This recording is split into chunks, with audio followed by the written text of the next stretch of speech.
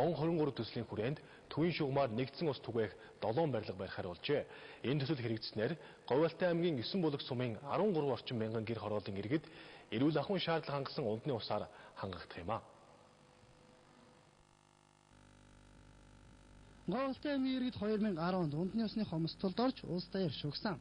Тухайн үед ерөнхий сайд өөрийн биеэр тус аймагт ажиллаж хүн амын унтны усны хангамжийг сайжруулах үүрэг даалгавар өгсөн юм а. 2010 онд гүний нэг хутгийг гаргасан бол өнгөрсөн онд дахин нэг гүний хутгийг гаргаж ашиглалтанд оруулжээ. 120 метрийн гүнээс татаж байгаа усыг цэвэршүүлж гэр хорооллын иргэдэд төвлөрсөн шугамар хүртээх нь эрүүл ахуй эдийн засгийн талаас ч ихээхэн ачаал бүгдэлтэй байна. Одоо энэ төслөөр дахиж нэмж 2 фильтр тавиад туршилтгаар болох гэдэг ашиглах боломжтой гэж бодож байгаа. Дээр нь яг энэ нэмэлт ноцоос тавьж их нэр даралтын өндөс гэж. Тэгээд 4 фильтрээр явуулахаар ирж байгаа усны 30% цэвэрлээд ийш нь оруулахад нойллоод оруулахад нойлсон ус юу хоёр холдоод нь цэвэрлэх замаар ажиллах юм. Төрлөختэй гэж хэлж байгаа. Гэр хорооллын иргэдийн унтны усны хангамжийг сайжруулахад нийтдээ 504 м шугам татсан байна. Харин Мон 23 төслийн хүрээнд Говьалтай аймгийн 9 бүлэг сумын 3 багийн гэр хороолол дахин инженер шугамшүүлжээ, татгаар төлөвлөжээ. Би барилгын яамд байсан шүү дээ.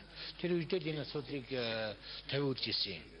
Тэгэхээр 74 сая төгрөгөөр бид энийг тавиулаад тэрнээс хойш ерөөсөө энэ ажиллаагүй байгаа. Холбоотын асуудлаар шалтгаалаад одоо бол хүчин чадлыг энэ Мон 23-1 төслийн хүрээнд нь шүүлтүүрийг дахиж 2-оор нэмэгдүүлж тавьж байгаа. Тэгээд саяны хэлдгээр ирсэн усны нийт хэрэглээний 30%-ийг нь цэвэрлээд үдсэн 70%-ийг нь резервуарда шууд оруулаад энэ хоёрыг хадаад иргэдийн хэрэглээнд гаргана гэсэн үг болж таард байна. Говьалтай аймгийн төв цэвэрлэх байгууламж зогсолт хийгээд хагас жил болжээ. За цэвэрлэх байгууламж технологийн хувьд бохироо цэвэрлэж чадахгүй байсан мөн далан сувг нь эвдэрч муутсан энэ бүсээс мал сүрэг бохир ус сууж хордох нь ихсжээ.